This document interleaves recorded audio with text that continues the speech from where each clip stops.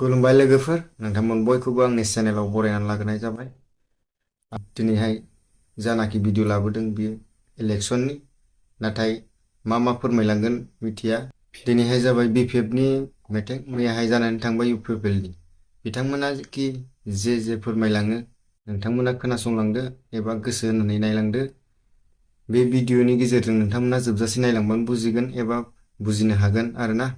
भिडिअखौ गोसो होनानै खोनासंलांदो लोगोफोर। राजनीतिकनि भाषण होनो इच्छा खालामाखै आरो आङो राजनीतिकनि नेता नङा,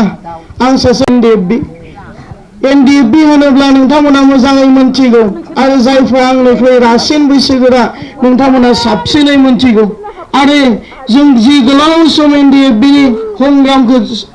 सलायबाय बा दावहा नांबाय, बे ओनसोलफोरखौ नागारनानै जोंनि गोलाव सम एनडिएफबिनि दावहाया जायाखै। बे ओनसोलफोरावनो थानानै जानानै नोंथांमोनानो जोंखौ रैखाथि होनानै जोंखौ गोलाव सम दावहा नांनो थाखाय बोलो होबोदों। बेनिखायबो नोंथांमोन साफ्रोमखौबो फिन खनसेबाव आंनि गोसो गोरबोनिफ्राय साबायखर बावदों। नाथाय दुखुनांथाव बाथ्राया बेसो, जि गोलाव समनि दावहायाव गोबां रायजो राजाफ्रा दुखु दाहा लाबाय, गोबां गोरलै उन्दै गथ'फ्रा मावरिया जानो गोनां जाबाय आर्मि पुलिसजों बिफाया गावथार जानायनि गेजेरजों।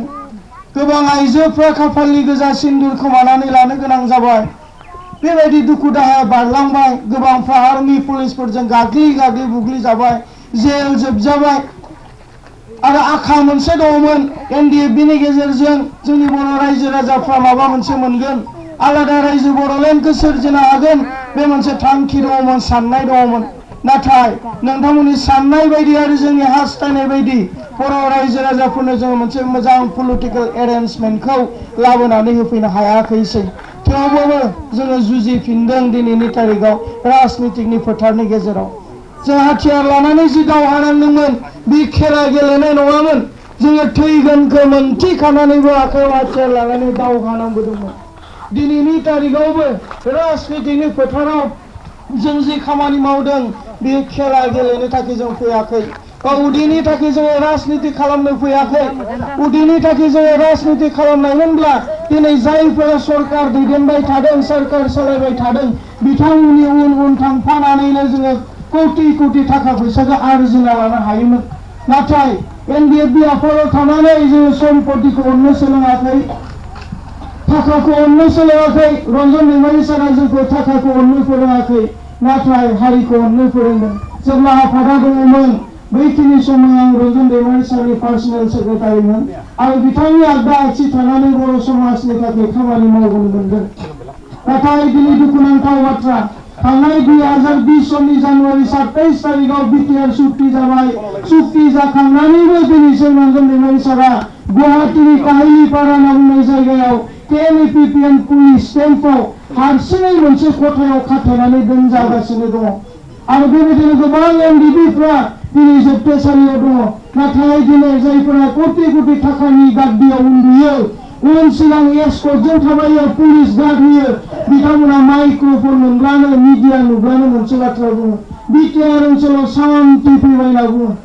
नाथाय बिथांमोनखौ बुंनो हास्थायदों, खावलायनो हास्थायदों, जाय व्यक्तिफोरा जेराव दङ बिथांमोननि थालांनाय न'खराव थांनानै सोंनानै नायथों शान्तिया फैदोंना फैयाखै। बिथांमोनाबो हा गावनानै जन्म जायाखै, बिथांमोनखौ जोनोम होग्रा बिमा बिफा दङ।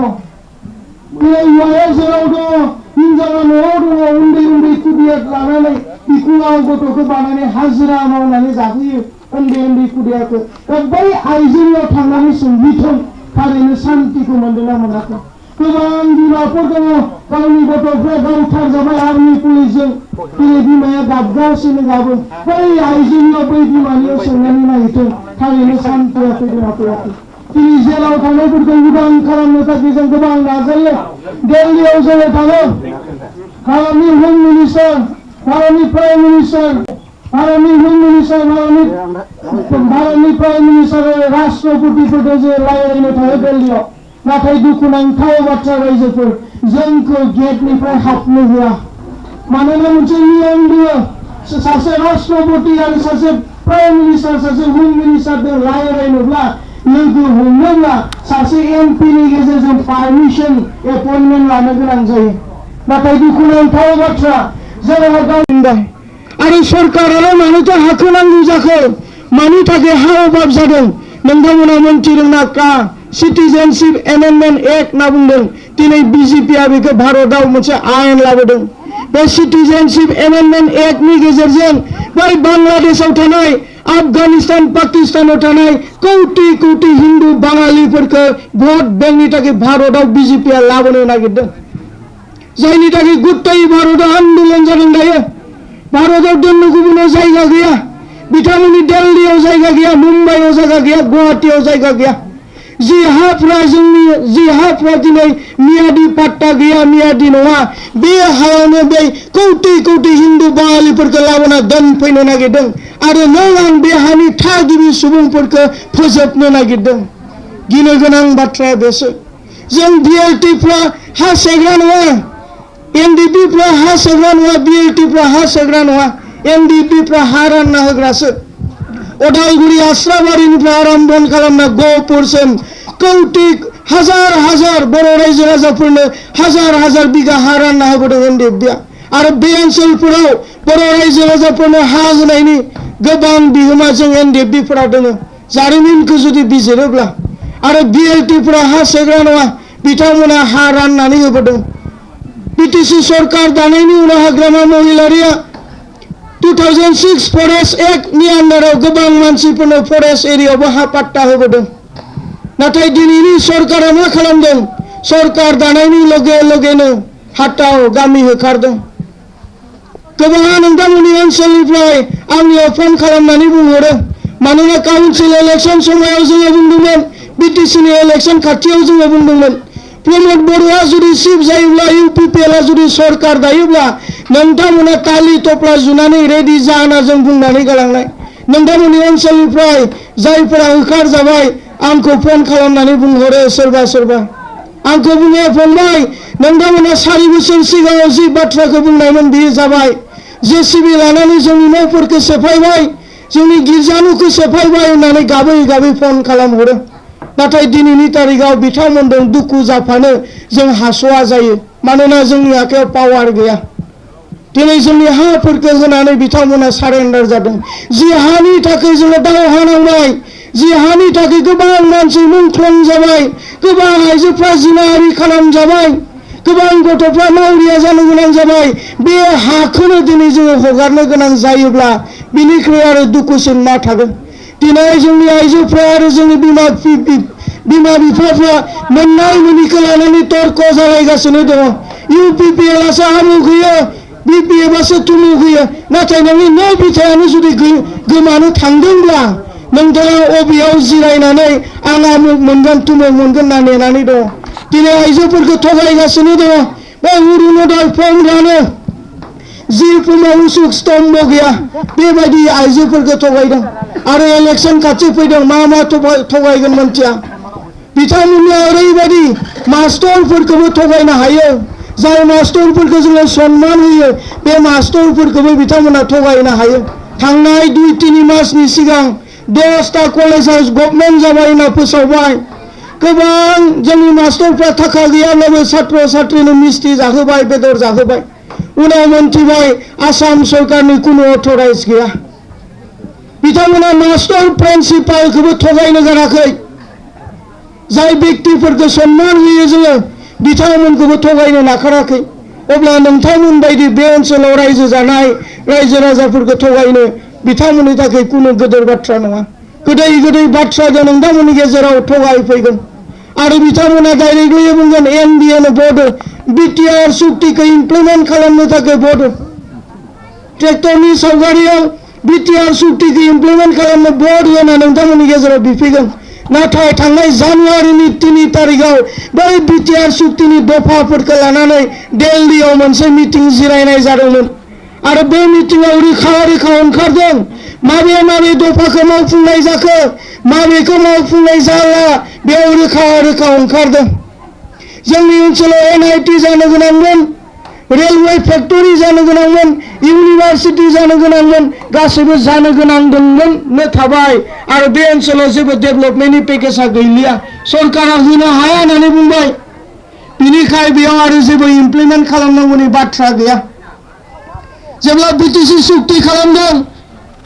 बिएलटिनि नाजानायाव जेब्ला बिटिसि सुक्ति जादों बैखिनियावनो बिएलटिआ माब्लाबाबो आमुक पार्टिनो बर्डो बिटिआर सुक्तिखौ इमप्लिमेन्ट खालामनो होनना बुंबोआखै बिपिएफआ मालाबाबो बुंबोआखै आमुक पार्टिनो बर्डो बिटिसि सुक्तिनि दफाफोरखौ जाफुंहोनो थाखाय आमुक पार्टिनो बर्ड होनना बुंबोआखै नाथाय दिनैनि तारिखाव नोंथांमोन बायदि जों बायदिखौ थगायना गाद्दियाव जिरायनो थाखाय बिथांमोना बेबायदि भट बिबायदों कारन मा होननानै बिथांमोना केम्पिं खालामनो खुगायाव रावानो गैला गोबां थगायबाय न'खर साख्रि होगोन होनना बुंबाय बै बिटिआर सुक्तिनि दफायाव लिरनाय दङ 10.2 क्लसाव लिरनाय दङ बै बिटिआर ओनसोलाव जेसेबां सेंग्रा सिख्लाफोर दङ गासैनोबो आर्मि पुलिसाव साख्रि होनाय जागोन होननानै बेयाव लिरनाय दङमोन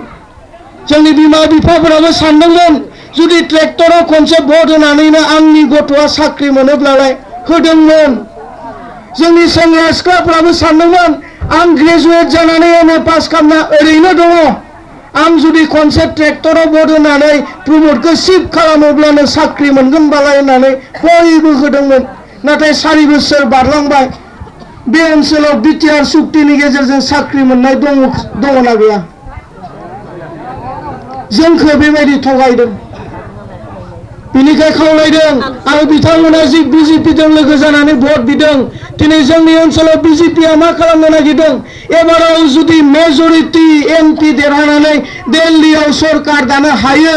अब्लानिया मा खालामनो नागिरदों गुत्तै भारतखौ हिन्दु राष्ट्रीय खालामनो नागिरदों गुत्तै भारतखौ हिन्दु राष्ट्रीय खालामनानै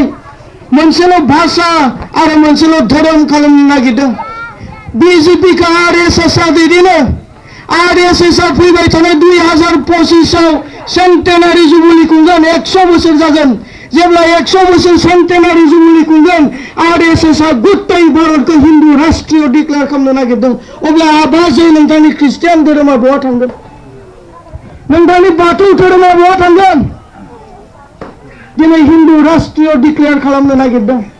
दिनै यूसीसी यूनिफर्म सिविल कोड बिथांमोना इमप्लिमेन्ट खालामनो नागिरदों जोंनि आसामनि chief minister doctor Himanta Biswa शर्माया बुंबाय आंनि स्टेटआवनो आसामावनो बेखौ प्रथम गुला खालामगोन होनना बुंबाय प्रथम इमप्लिमेन्ट खालामगोन होनना बुंबाय यूसीसीनि गेजेरजों मा खालामनो नागिरदों जों फिसा हारिसाफोरखौ फोजोबनो नागिरदों